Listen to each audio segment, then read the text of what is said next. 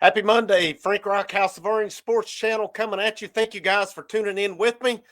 Thank you for tuning in with the baseball coverage that's been going out, the live shows over the weekend. I appreciate you guys that stayed up with me both nights on that, especially that Saturday night. That was that was kind of a rough one, especially after the way it ended, and then it just being as late as it did, or as late as it was. And thank you guys for checking out all the coverage. Lots of baseball coming this week.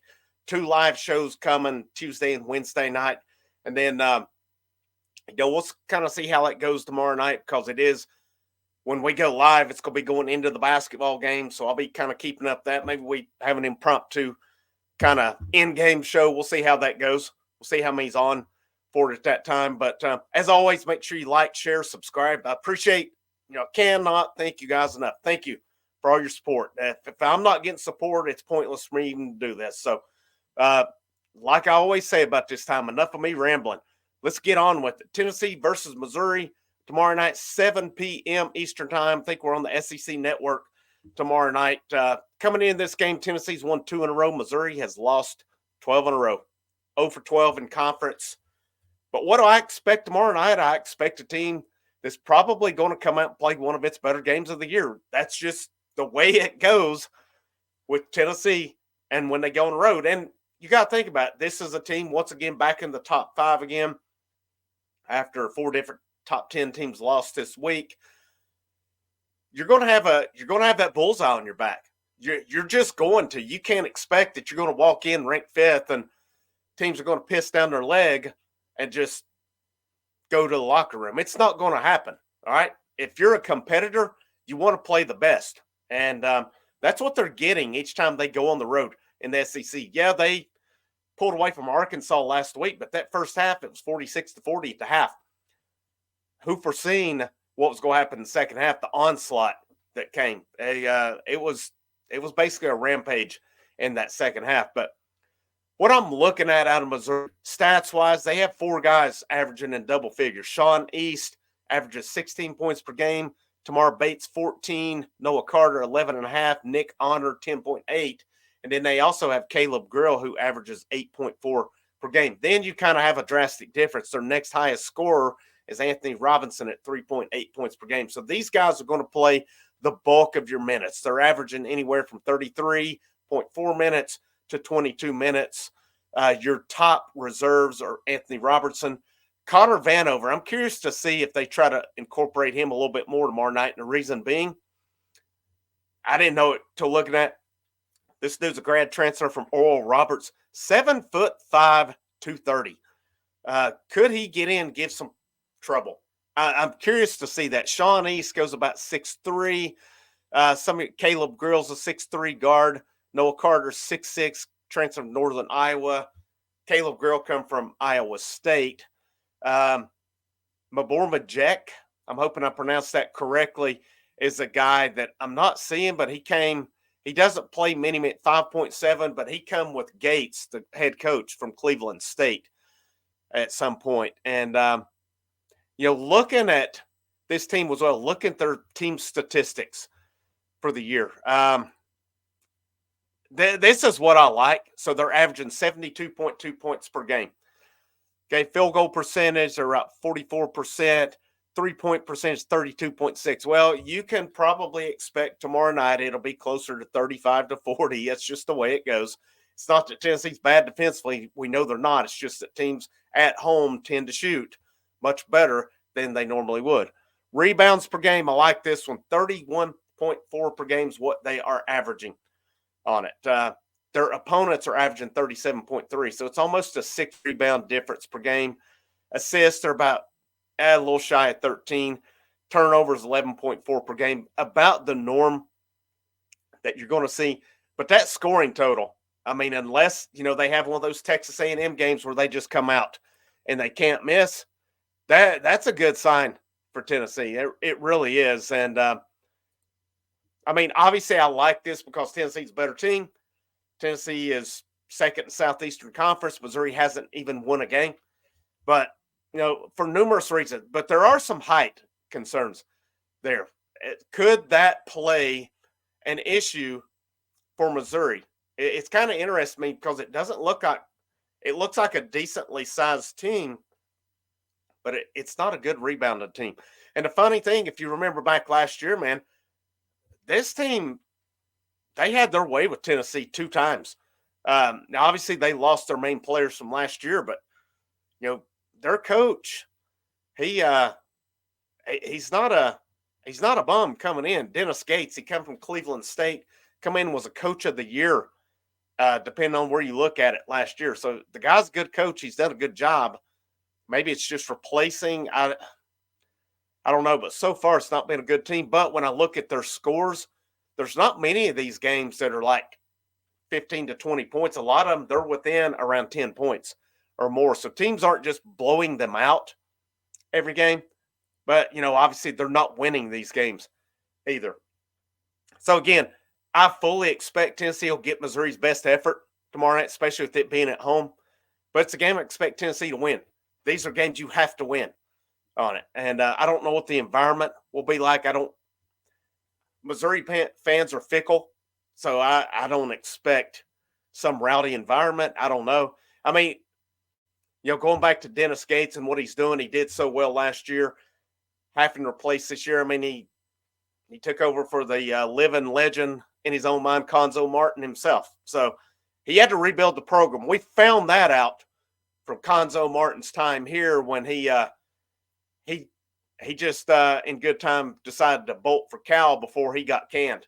Because let's face it, that guy underachieved for 3 years here, and he just so happened to creep his way into the NCAA tournament and made a nice little run to the Sweet 16 and was a rip-off call on Stokes for going to the Elite Eight that year. But he chose to leave, and I can't blame him. The petition sucked, but I don't deny that change was probably needed.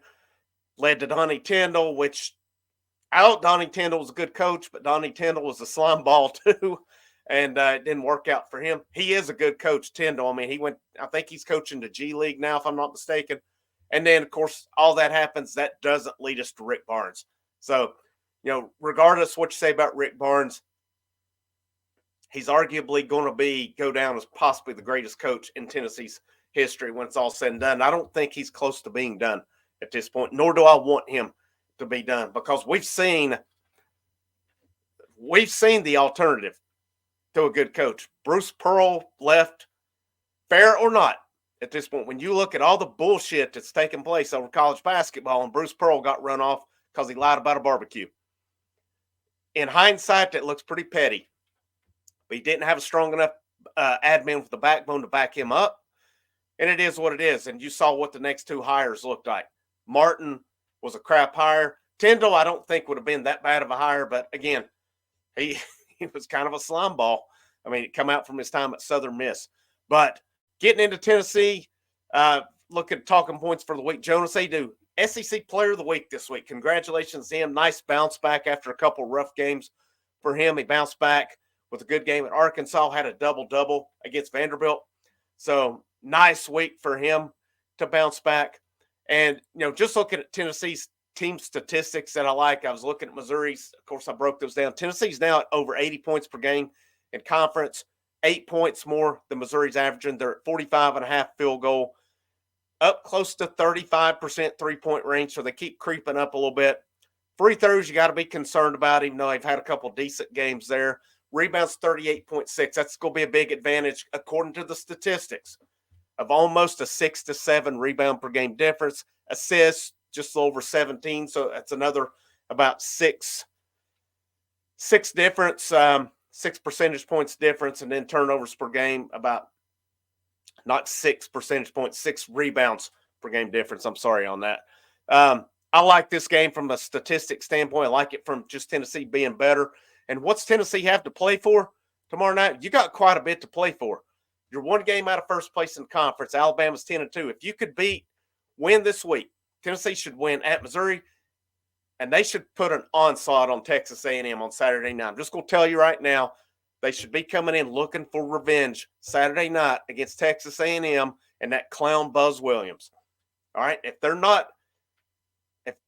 there's a guy on that roster not fired up, they need to stay at the house that night. I would be totally fired up to play that team if I were them. Last 2 weeks, you get Bama, South Carolina, Auburn, Kentucky. That's the cream of the crop of the SEC. And you got Florida, who's playing good basketball now as well. But Tennessee still has a real chance that they could win the Southeastern Conference regular season. That would be a big deal. We want to see that for sure. You've got to win the games you should. And the next 2 games are games you should win, because you've got to factor in the chances of going 4-0 in those last 4 is going to be hard. Let's be realistic about it. At Alabama will be a tough game.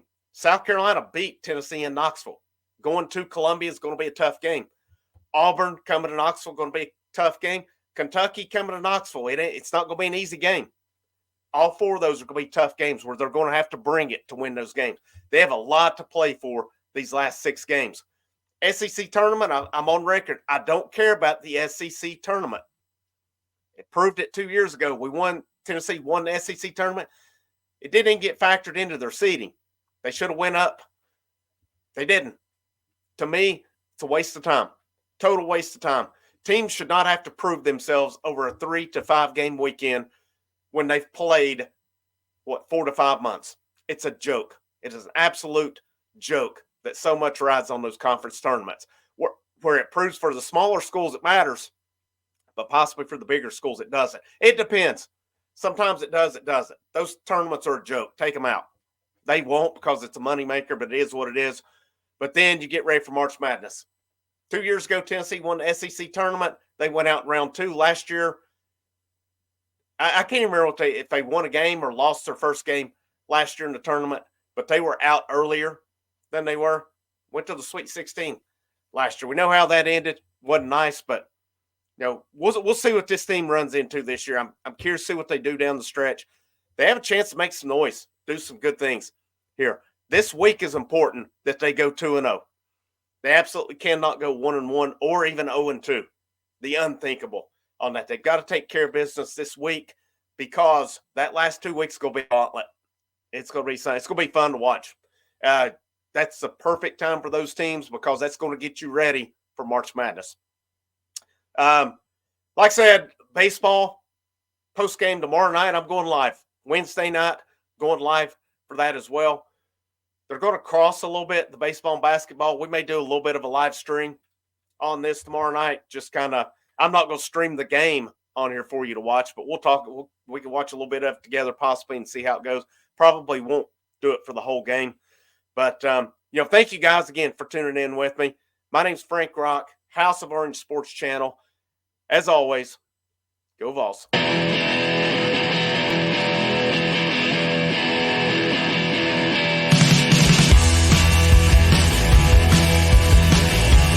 Everyone rejects me.